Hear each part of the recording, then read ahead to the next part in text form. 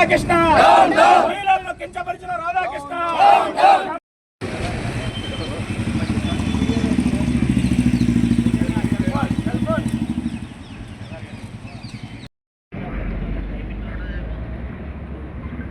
నిల్చోండి sir sir నిల్చోండి sir సైడ్కి రా sir నిల్చోండి sir ఎవరికి అక్కడికి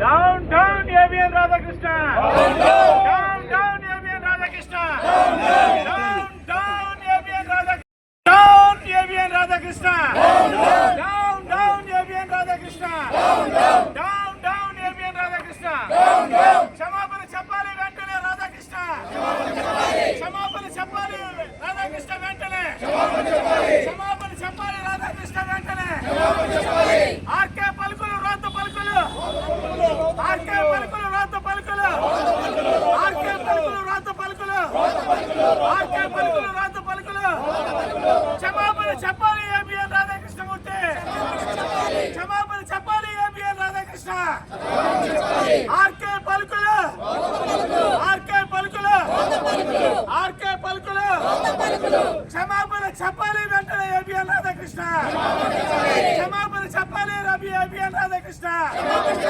క్షమాపణ చెప్పాలి ఏబిఎన్ రాధాకృష్ణ అయితే నువ్వు మహిళల్ని ఏ విధంగా కించపరుస్తున్నావు అనేది ఒక్కసారి నీ అల్పబుద్ధికి మరి ఇది పరాకాష్ట. ఇప్పటికైనా సరే ఈ పేపర్ని ఈ రాష్ట్ర ప్రభుత్వం అదేవిధంగా రాష్ట్ర ప్రజానికం కూడా ఈ పేపర్ని బ్యానర్ని ఈ ఛానల్ని బ్యాన్ చేయాల్సిన అవసరం ఉంది. చాలా పేపర్లు ఎడిటోరియల్స్ రాస్తాయి, చాలా పేపర్లు వార్తలు రాస్తాయి, ఎడిటోరియల్స్లో వాళ్ళు వ్యాఖ్యానం రాస్తారు. కానీ ఎవరో కూడా ఇంత నీచంగా వ్యక్తిగతంగా తిట్టే వ్యాఖ్యానం బహుశా భారతదేశంలో ఏ పేపర్ కూడా ఉండదు. మరి ఇటువంటి పేపర్ని బ్యాన్ చేయాలని చెప్పి ప్రెస్ కౌన్సిల్ ఆఫ్ ఇండియాకి ఢిల్లీలో ఫిర్యాదు చేయబోతున్నాం. ఈ పేపర్ క్లిప్పింగ్స్ దాని ట్రాన్స్లేషన్తో సహా మేము కోర్టు ద్వారా మేము న్యాయం కోసం ఆశ్రయిస్తాం.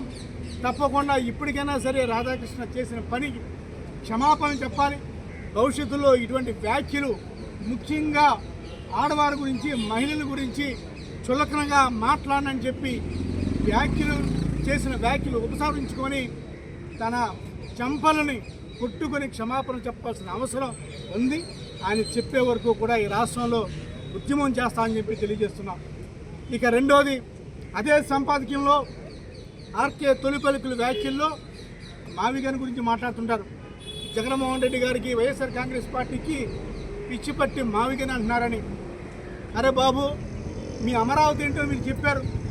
ఇది మా అమరావతి, మా వైఎస్ఆర్ కాంగ్రెస్ పార్టీ అమరావతిది. మచిలీపట్నం, విజయవాడ, గుంటూరు కలుపుకొని ఇది మా అమరావతి, మా మావిగన్. ఇప్పుడు ప్రజలు తెలుసుకుంటారు ఏ అమరావతి కావాలో.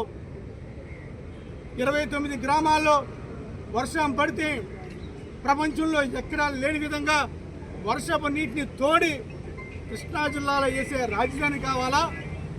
మరి 3 టౌన్లు, 3 కార్పొరేషన్లతో పాటు చిన్న టౌన్లు మచిలీపట్నం దగ్గర నుంచి, విజయవాడ నుంచి, ఇటు నందిగాం నుంచి, ఇటు గుంటూరు నుంచి, సత్తెనపల్లి నుంచి తెనాలి వరకు ఉండే రాజధాని కావాలా?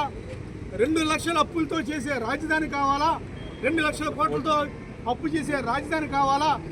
కేవలం 20,000 నుంచి 30,000 కోట్ల రూపాయలతో అభివృద్ధి చేసే రాజధాని కావాలా? ఎటువంటి రాజధాని కావాలని చెప్పి